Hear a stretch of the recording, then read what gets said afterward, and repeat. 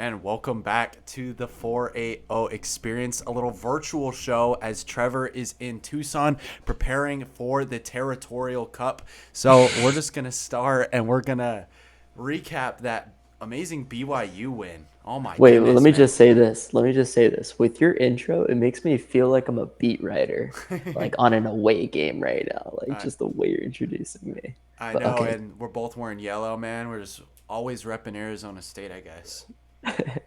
All right, so BYU. Yeah, BYU, man. How did you feel about it? I know you had to go to work towards the end of it, but were you watching it at work? What was your thoughts? My guy, I left with 2 minutes left. So you watched it I, on the I drive over? no on the light rail. Oh On the my light rail, gosh. bro. It was crazy because it literally took my entire light rail ride for the game to end because of the double storming of the field. Oh yeah, So it man. wasn't even officially over until I was literally 30 minutes through the light rail. That's crazy. That's crazy. And for me, man, there was that first dropped interception on that last drive there for BYU, and Mm. I looked at Kai, who's usually on the show. He's busy this week, but I was like, man, I hope this isn't like the 49ers NFC Championship. And I heard a couple other people say the same thing. Like, that better not be the reason we lose is a dropped interception. But no, Arizona State able to get another one. And then, we rushed the field, and it was too early. And it was kind of embarrassing because a cop tried to tackle Kai. Wait, actually, Yes, you dude. went for Kai? Yeah, he started like pushing him. It was really weird. It was funny though, but yeah, dude, it was. You were just pushing him around? Yes, dude, because Kai wasn't sure where he was supposed to go, and so he started running, and he just shoves him. It was pretty funny. Did he And then fall?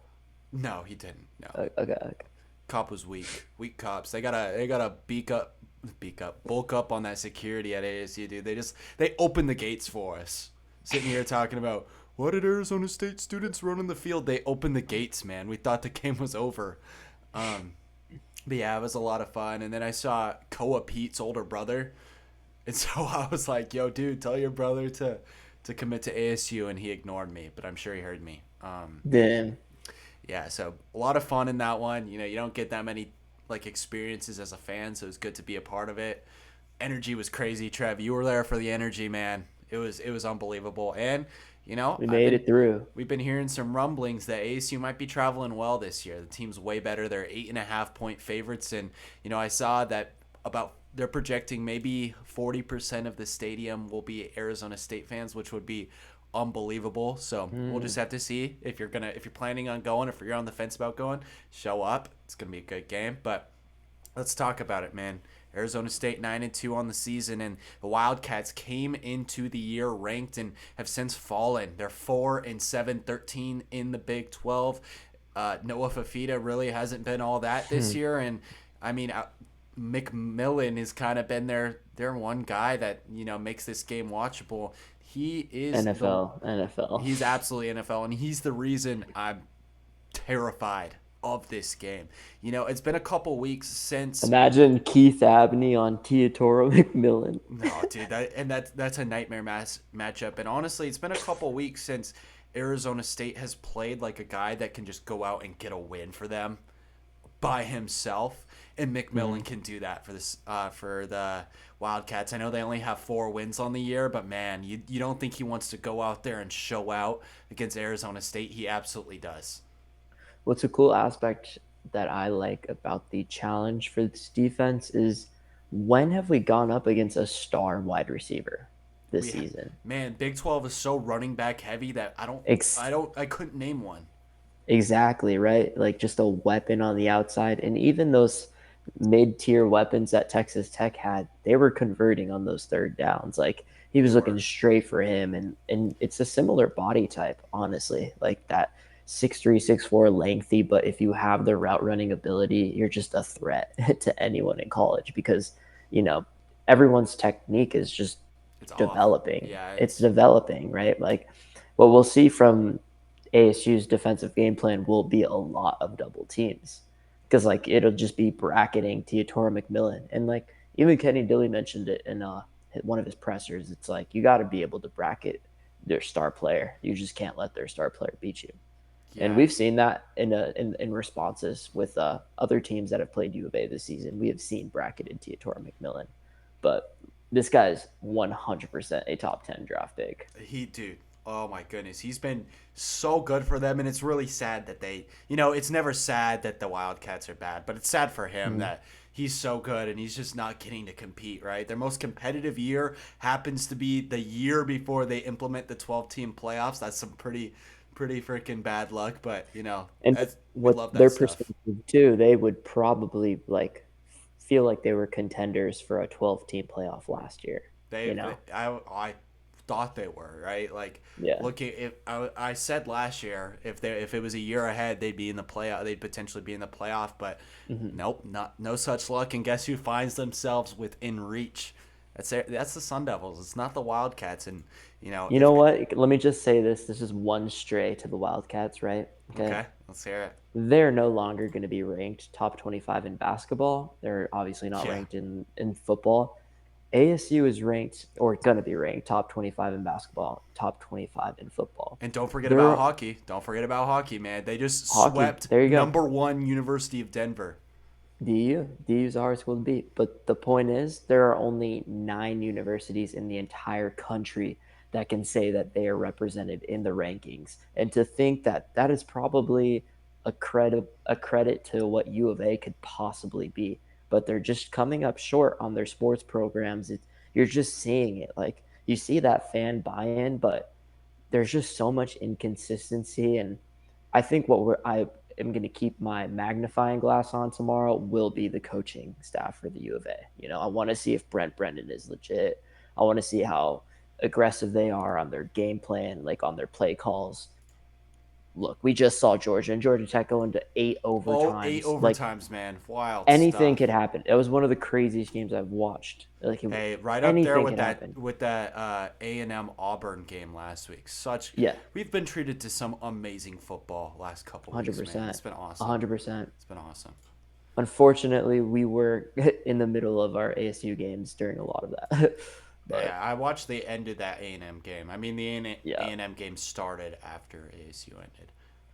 but I really like, just giving us a little shout out. The Sun Devil sports program, counted us out consistently this preseason, but we're Dude, showing up. always do, and I want to give a shout out to you, Trev, man. You might be the only guy who saw this coming. Trev has been a believer since day one. Me and Kai, we were over here saying it's the best possible outcome is that we Yep. get like 5 wins and beat U of A in the last game of the season, man. Just so off. 9-2. You see Kenny Dillingham showing his coaching staff some love, giving him Hmm. spreading out his little 200,000 or what was it? Yeah, two Yeah, hundred two thousand dollar $2,000 bonus bonus. It's for his 9 crazy. wins, That's my right? guy. I Dude, sent that to every friend. it's the passion, man, and we're so lucky to have a guy like that at Hmm. Arizona State, and I want everybody. to say this, like Okay, let's hear after it. that, the defining moment for me this season was Texas State. Really, Yeah, Texas State. once I saw that game, saw us come back, I texted my dad and I said, 10-2 is possible, 9-3 is our ceiling, 8-4 is or yeah, 8-4 is the expectation and floor. But Okay. I think we could go 9-3, like at that Texas State moment. But I said 10-2 was not a stretch. And look at us, we're competing for a 10-win season. This is And look, I mean, Arizona State right now, if things shake out how a lot of people think they will, they'd be playing mhm. Ohio State in the first round. But I, Oregon, you because think, oh, okay, okay, Ohio okay, State's Oregon beating in the first Oregon. round. Well, what if Oregon goes out and I guess it doesn't matter what they do against Washington this week. Never mind. But it doesn't change anything. Um, but I really do think Boise State has a chance to get knocked off by UNLV. I'm a That's who I believer, am. I'm a Rebels fan. I dude. texted Nathan that. I'm a believer in the running Rebels, and I just think And they're that gonna be like, we man kept him low, I know low that D rushing. line is that D line is so good out there in UNLV, and one of their star pass rushers, Fisher K-Mac, actually went to high school with me and Nathan, which is pretty sick. I think he was Hmm. like a senior when we were freshmen, but still count it. Pretty cool. Um, he's really grown as a pass rusher. But yeah, we're all UNLV fans, and for this Arizona State matchup, what do you thinking the biggest weakness for this Wildcats team is? Yeah, that's what I was gonna ask you. I'm like, what should ASU's game plan be? And so, obviously, attending to our advantage or to our strengths, and then attacking their weaknesses. I think that Scatterboo is not going to get tackled a lot. I really I think have they're a going to. weird feeling about that too, man. Yeah, it's like almost as if he had his senior night last year or last week, scored 3 touchdowns, but he's going to treat this one like a senior night as well. Like, Yeah, come on, he was the only positive thing in last year's matchup against U of A. It was hard to watch last year, and just for him to see this complete 180, the number one veteran of the team who's been here since day one with Kenny Dilly, you know, he's gonna do this for his coach, man. So I think that the inability to tackle down Scatterboo within the U of A second level. And if we have good blocking, I think that is going to be our game plan. Obviously, I think JT will get his 4 catches. I think Levitt will, move the ball. But if I'm U of A right now, I'm just scared of Scatterboo, honestly, I'd be because they, terrified. yeah, Honestly, they should be terrified of an offense with a pulse, frankly. I mean, giving up 49 to hmm TCU, 56 to UCF, 31 to West Virginia, 34 to Colorado, 41 to BYU, 28 to Texas Tech. Man, that's a whole lot of blown out. L's right there, man. And And and have we ever been blown out? No. dude, we're one of the few like ranked teams in the nation right now that can say we have we've played every game close, right? hmm Um,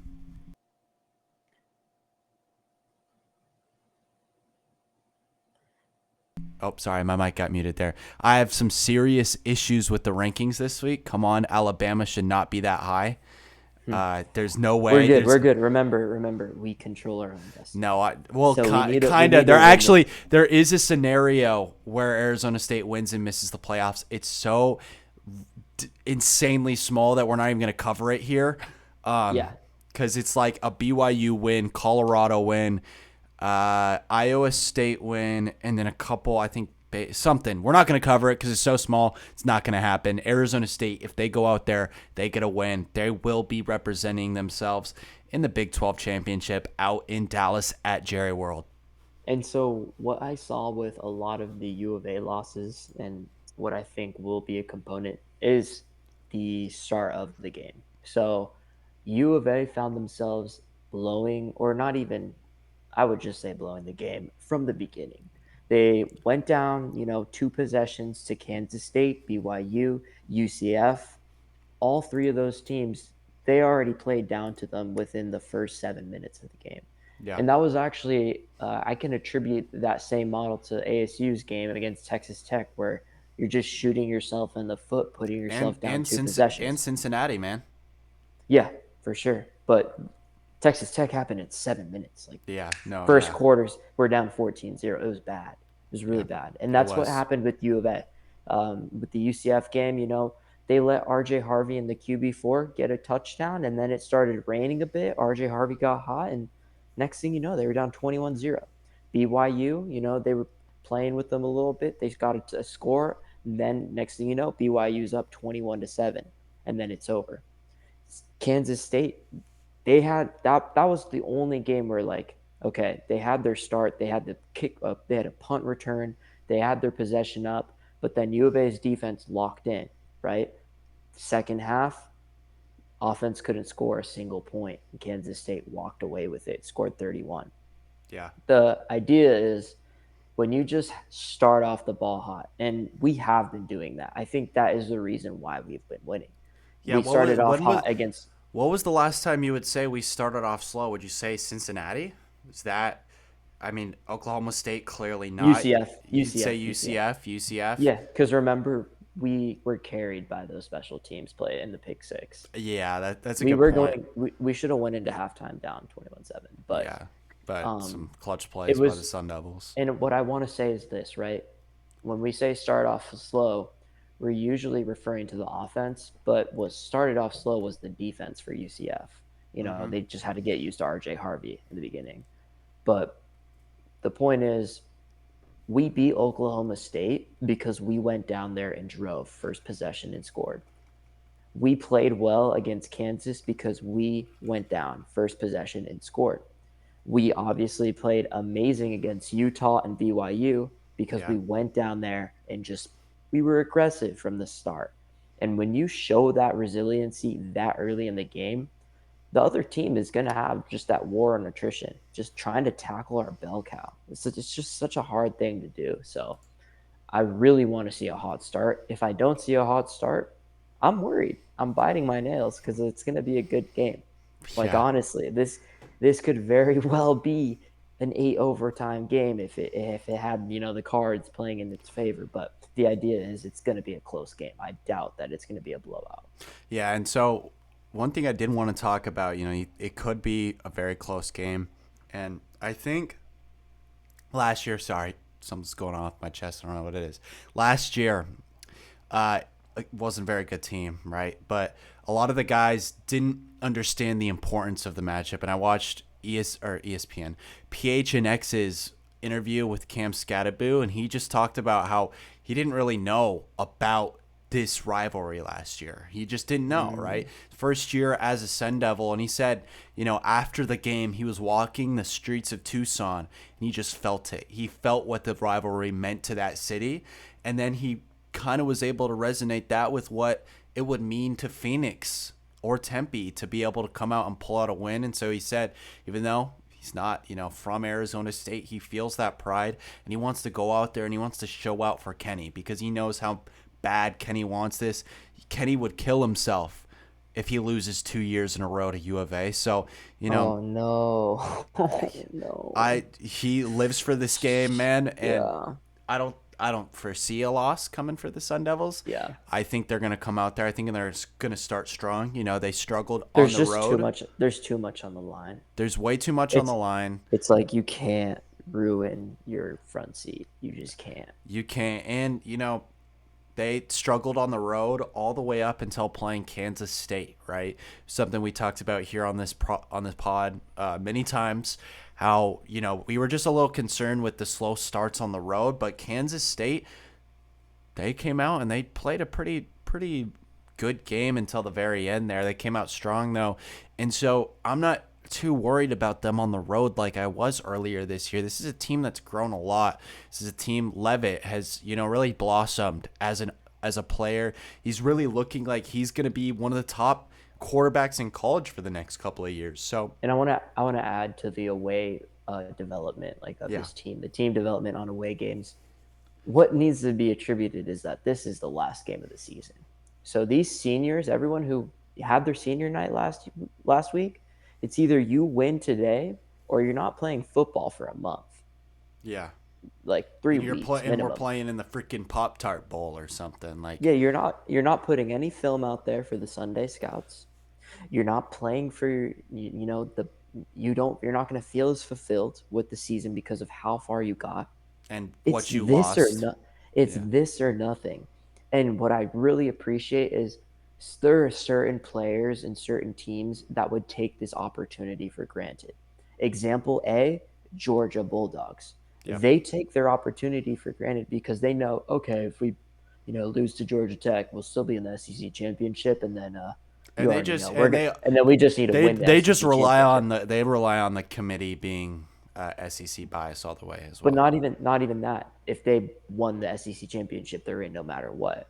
So they come in with Yeah. the mindset of we know of the opportunity, but we're just going to take it for granted because we have that high ego. We have that, just you're just fueling the wrong area of your mind at that point. Like you're just buying into the hype. And ASU has been such a team that's been chip on the shoulder, Oh yeah. counted out, severe underdogs against Utah, severe underdogs against Kansas State. We are literally playing with 3-point spreads all season, where there's even if it's a UCF team who's had a bad season, we still think you're barely going to beat them. And that's And exactly at what and happens, at home, yeah. but we come through. This team has been resilient. That would probably be the word that I would use for this season, resiliency. And for this to be the last game, for all these seniors, Scadaboo, Faltano, anyone who's leaving, this is your last opportunity to put out put good film out there for scouts, and then you can play next week and put even more film out there that's in an NFL arena. Isn't that cool, man? Like That these guys now can play in Jerry's world. Like we say that as a joke, but yeah. if you're on the field at AT&T Stadium, that is And the greatest accomplishment. playing potentially a Deion Sanders coach team, Yeah, right? and the Like, dream behind it too of like you think someone who's a Dallas native like Jordan Tyson, you yeah. don't think he's gonna soak in that moment of like, damn, I'm not in a high school uniform right now. I'm in a college uniform. That makes this even more important. So at this point, I love the direction this team is going. And even if it's the greatest rivalry in the world, the culture that has been built right now, you can't beat culture with lack of culture. And that's what U of A is. They lack that identity, that culture. And that's why I just feel very confident that, yeah, it will be a close game. But in those last 2 minutes of the game, you may have the best players in the world on offense, but we have a culture, one of the best cultures on all three phases of the game, and I know will come through. Yeah, and we've seen Dillingham, uh, impose that culture a couple times this season. I believe it was after the Mississippi State game. Yeah, and he just Uh, said run the ball when he didn't even want. He shouldn't have, right? He got Sam Levitt out of rhythm, oh and yeah, yeah, yeah. he threw a bad interception, and he blamed himself. He's like, I'm the one that got Levitt out of rhythm because I just kept spamming the run play with Marcus, and that's not rational. That's impulsive. Yeah, and That right there was a culture shift. that was It's a like, culture shift. And then, that week at practice, I think some of the guys were feeling a little high and mighty about themselves. First Arizona State Sun Devils to beat an SEC team in the program's history, yeah. right? They felt pretty good about And themselves. then they're down 21-7 at Texas State. Boom. Exactly. And Wake up. Dillingham Wake up. said, he said, this is not going to fly, guys. And he told them at that practice, you guys haven't accomplished anything yet. Buckle in. It's a long season. Mississippi State's a great win, but we're going to move on. And, because he has a mentality like that, I'm really confident that they're not going to take this game for granted, like you're saying, right? Coach is going to have them ready. He's been probably telling them all week that, screw BYU, screw Utah. All of this Screw is the Big 12. this is He's the like, big. screw This it is all. the biggest game they're gonna play all year. Big And 12. that is, Big yeah. 12 championship doesn't matter to Kenny right now. It's Yep. U of A. It's U of A. That is my biggest thing that I love about Kenny. His one model of living in the present, living in the now. Never ever thinking about the past or future. It's present moment now. And he instills it with this entire team without them even knowing that they're living in the present. They don't even know it. They're just being themselves. Yeah. But Kenny has just made this, that safe space of great culture, buy-in, security. Everyone is just themselves now. And He is really a player's coach in every sense of the yeah, world. He's one of the best X's and O's guys I've ever yeah, seen. But that for man sure. that man He's cares about his players. That's And I see that quality with Dan Lanning. Like, I know those guys are the same players, coaches. They're just remarkable guys. yeah, just and it's going to help with recruiting, man. I don't be surprised if Arizona Oh State my for the God. next decade is consistently top 20, top 30 in every single recruiting class without fail. And the beauty in it was even in our most down year, we were still second in most additions in the entire nation, adding 65 players. That model just proved itself to work. So you're obviously going to do the same thing and hit the transfer portal this summer. You're going Yeah, to go crazy this summer on that. and you're going to see, what did he say after BYU? Man, we're playing in 68-degree weather. There's 50,000 fans in the stadium. We're rushing the field. Why wouldn't you want to play this? You want to go play in chilly Columbus? Nah, come to Arizona State, man. Yeah, no, he has definitely been a really good salesman of the program, of his Yeah, players. I'm impressed with Kenny Dilly, but I gotta say I knew it was coming, man. That's the you only did. reason why I bought in. You If we did. had a different head coach, any other head coach, maybe even Tomlin, I wouldn't even have been as sold because Nah, and you just knew like, okay, this guy's young, he resonates with his team, and he resonates with the school. what more could you want? He's an alumnus. He's obviously Yeah. knows what it means to be a Sun Devil. Like, that's the beauty in it all. And I think that model should like happen a lot more. Like, unfortunately, the head coaches don't become as qualified, but when you have an alumnus as your head coach, I feel like that's a cheat code. Yeah, and honestly, this podcast might not even be started without Dilly, right? Yeah, Your original, we 100%. branched out to like, Cardinals, Suns, D-backs, but the original intention of this podcast was to capture the energy and the culture of the Arizona State Sun Devils. And so, Kenny Dillingham, we started this journey in what, July, June, all because of Kenny Dillingham, and Yep. we all believed, First video was Kenny Dillingham yeah, Dynasty. exactly. And we all believed something was coming. Me and Kai didn't know if it would be this year. We thought it'd be next year, but you believed, man. And we're super excited to see what he's gonna do tomorrow. He's gonna leave it all out on the line. You best believe they're emptying the playbook, man. Oh, I They are can't emptying the wait. playbook. This is going to be the most thorough game they've played all year, because I wouldn't be surprised if he's been eyeing this one for a while and storing some things away, some things he's seen, and being like, we're gonna save this for when we need to be our best, and they need to be their best this weekend. I totally agree. And obviously, the coordinators had a great game plan last week. I just think Fantastic. the defense kind of fell apart a little bit in the second half just because of attrition. And BYU was playing good ball. Yeah, Retzlaff was making a few good throws. Retzloff is he's a good quarterback, man. No But shame in that. man, you could tell these coordinators are moving with a motive. They just got paid. Everyone's paid. The staff is paid. The players know they're about to get checks on checks if they're making it to a championship game. Man, there is so much success going on right now. I don't think they're drunk on success. Like, that was one of my favorite quotes Prime said about Colorado after they lost to Kansas. He said, "You guys got intoxicated by success." Yeah, man. This team is nowhere near intoxicated. They're not. They're dead set on one goal, and like it's a just the whole thing, the morale of it, like they are all dead set on the same goal. It is a beautiful thing. It It is really really is. cool. Really is. Now, we're about to wrap up right here. It's always good talking some football with you, Trev. And just give me, let's not do score predictions for this one, but give me one thing you're going to be It's gonna looking be high at. scoring. Yeah, Yeah, it's gonna be high scoring. give me one thing you're looking at in this game for Arizona State to accomplish. I want to see a fast start from ASU. If it's the first quarter and it's only 7-7, expect the game to get to 42-45, something like crazy, because these teams are going to adjust.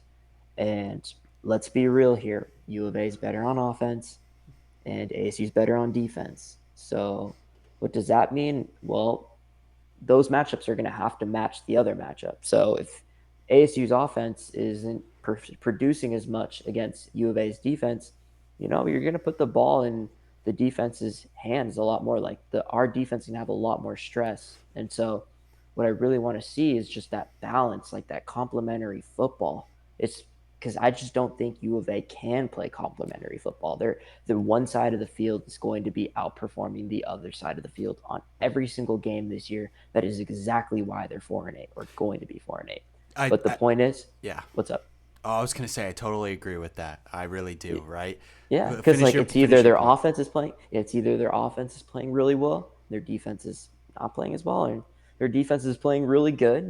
Beating Utah, playing well against Houston, and their offense is still really mid. So the lack of execution on both sides of the ball, I really want to see that on the opposite side with the U of A Wildcats. I really hope Fafita throws an interception. Yeah. But I will not be surprised if T-Mac goes for 200 receiving yards and Scatterby rushes for 150. Yeah, I'm really worried about T-Mac. He could. He, Him on we just Javen, we just him don't on have Javen, we just don't Keith, have LT. we just don't have the corners to really put up a fight. Now, I love our safety core, and I know they're going to be able to limit. I want to see Ghost try to tackle T-Mac. Yeah. But going I along want to here, see it. we're gonna see it. He's gonna get targeted. Trust me, we'll see it. We will see it. But I think it all starts here for Arizona State on the offensive end. If they are able to come out and play well offensively, that's just going to make the game so much easier, right? Wildcats defense is not good. So if they can go out there, do their thing, I'm confident in saying they're going to win this game. The spread points to that 8.5 points, and we're just going to have to watch and see. Trev, I'll be meeting you out there in the morning. As always, it's awesome talking some football with you, and thank you guys so much for tuning in to the 480 experience. Praying for another week of podcasts. Exactly, man. We don't want it. We're not done yet. We got more. We're not done. We'll have the room reserved next week. Construction done, cleared up. Take advantage of that studio. We're good. Boom. Yes, sir. Time. There we go. And your camera's cutting out, so it was good. It was good talking with you, Trev. I'll see you tomorrow, man. Cool. See you. Forks up.